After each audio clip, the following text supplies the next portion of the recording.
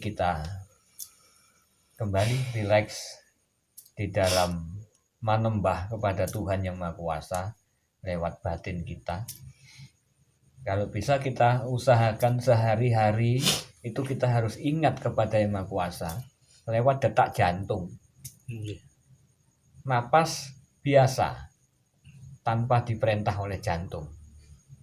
Dan tidak ada rasa tertekan di dalam gerak napas. Terus halus.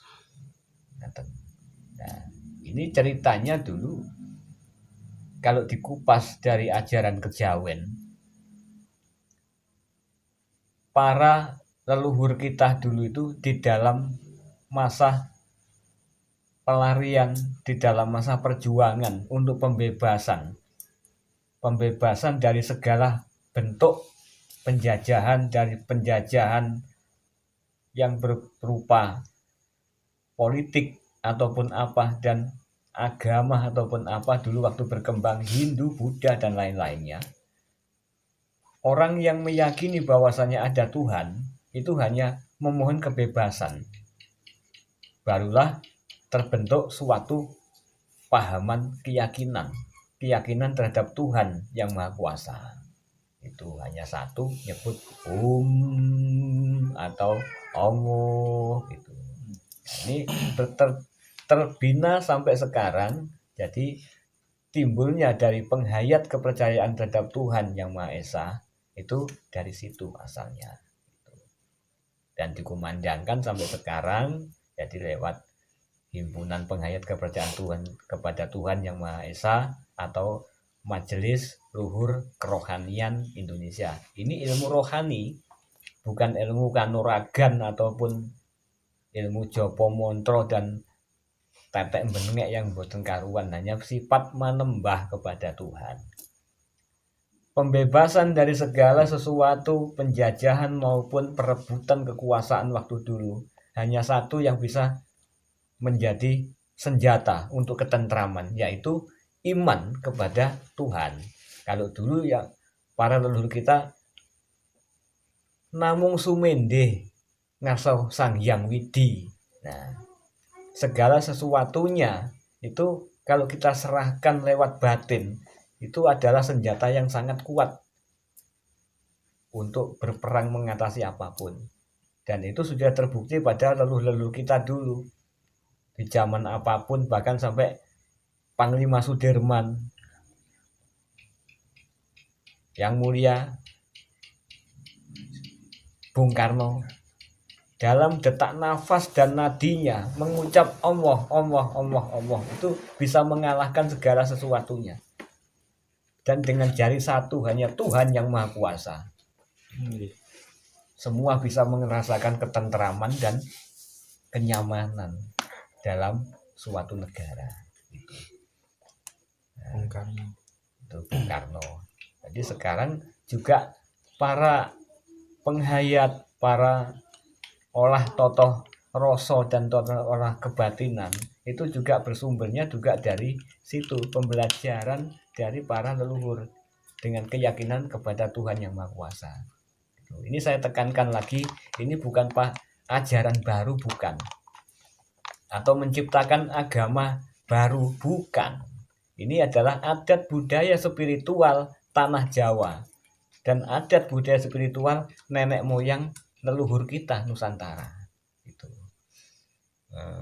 Ini kita sambung lagi dengan sejarah ataupun dari tradisi dan tata Jawa yang menyangkut tentang ruwatan.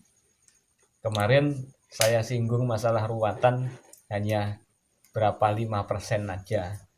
Dan lagi juga masalah ubo rampe, sesaji, cok bakar dan sandingannya itu belum tuntas dikupas kemarin itu. Satu dari cok bakal. Cok bakal itu isinya, wadahnya atau tempatnya itu dari tanah, kemaron. Ini menandakan bahwasanya apa? Kembali ke tanah dan perwujudan kita itu adalah dulu dari tanah, diciptakan oleh Yang Maha Kuasa. Nah, mengapa kok cuwung? Itu merupakan suatu gambaran dari raga kita. wadah dari segala yang ada di dalam bumi, alam seisinya. Jadi digambarkan atau disimbolkan dengan kemaron. Nah, isinya itu ada beras.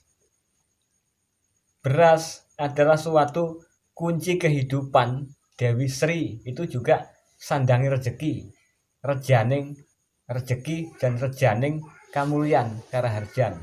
Kalau Indonesia khususnya tanah Jawa juga beras atau padi. Nah, ini beras dasarnya sebagai bahan pokok makanan orang Indonesia.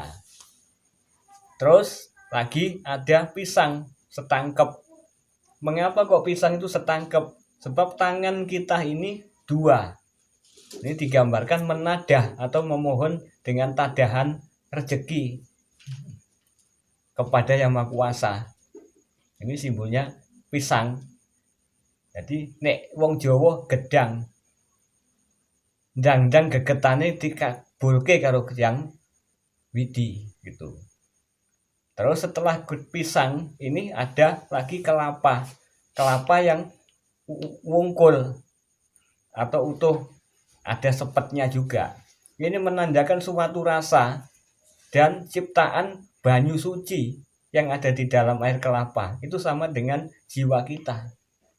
Bungkusnya keras dan ada lagi yang berserabut, juga ada lagi yang kulit dalamnya itu hitam, ada lagi buahnya yang asli putih.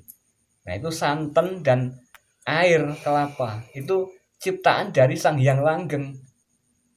Siapa yang menciptakan kelapa itu sama dengan jiwa kita, kebersihan dan kesucian, dan bisa merasakan. Itu adalah gambaran daripada kelapa. Fungsinya ini juga kelapa ini untuk mengumpulkan sebuah rasa dan suatu rasa yang ada berkembang di dalam jagat raya ini. Makanya kalau bumbu jangkep itu kalau nggak ada kelopoe, cikalan, bukan bumbu jangkep gitu. Yang memberikan rasa dari alam gitu. Terus ada lagi kendi. Kendi kecil. Kendi kecil ini apa? Mundio. Asmaning wong tua utawa leluhur, jangan sampai hilang kalau sudah merasakan semua, punya raga, punya jiwa, dan punya rasa.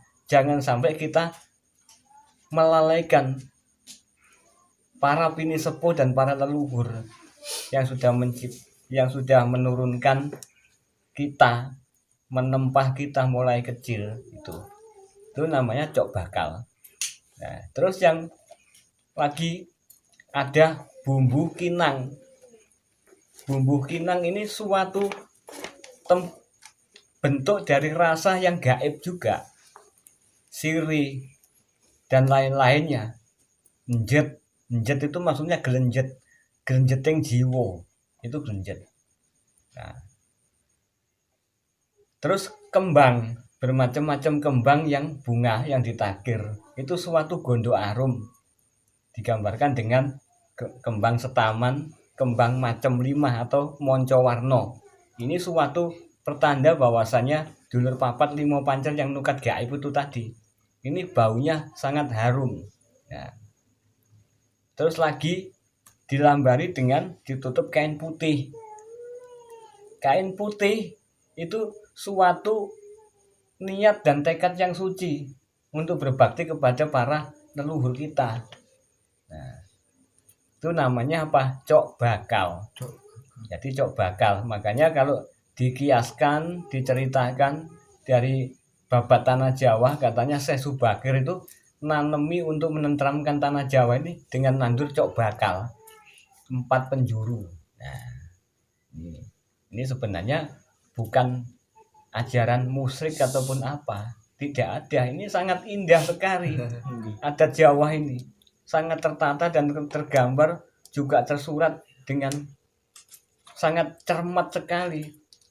Jadi tidak ada yang menamakan ini berarti yang menamakan gitu itu orang yang belum paham tentang kehidupan, kehidupan duniawi dan kehidupan rohani gitu loh. Tuh. Nah, ini satu persatu nanti kita kupas gitu. Terus masalah lagi dengan sesaji. Jadi itu tadi cok bakal guru. Jadi guru bakal. Ini barang mentahan maksudnya. Makanya cok bakal itu bakalnya bahan sing diolah. Jadi kalau kehidupan ini sudah brojol lahir dari gua garbone ibu, ini kita sudah jangkep semua sarananya. Berikan yang Maha Kuasa. Itu gambar cok bakal. Jadi kita tinggal nempah lagi orang tua. Menempah lagi bagaimana caranya ini bisa sempurna dan bisa mempunyai daya angen-angen dan daya ingat yang sangat tinggi dan bisa menitih kehidupannya perlahan-lahan. Itu diselambangkan dengan apa? Sandingan. Sandingane wong urip iku onone mung kanggo saranane urip. Tuh. Jadi kayak apem, nah, pisang raja biasanya itu namanya sandingan. Terus juga tidak melalaikan kalau orang Jawa, tradisi Jawa itu tidak melalaikan dengan bebungahan, pewangian yang berwujud bunga. Ini bebungan ning ati. Jadi kalau sudah ada sandingan, mesti ada bebungan ning ati. Itu merupakan suatu gambaran bahwasanya wis dirasakne kabeh iku mesti nggawa ketentreman. Nek tentrem iku bungah mesti atine. Itu. Nah, itulah suatu lambang dari sesaji dan cok bakal. Jadi sandingan itu tadi. Ini kalau dijabarkan banyak, Mas. Jadi besok kalau sudah ada wujudnya, kalau menjelang ruatan besok baru bisa dijelaskan satu persatu nanti supaya lebih gamblang.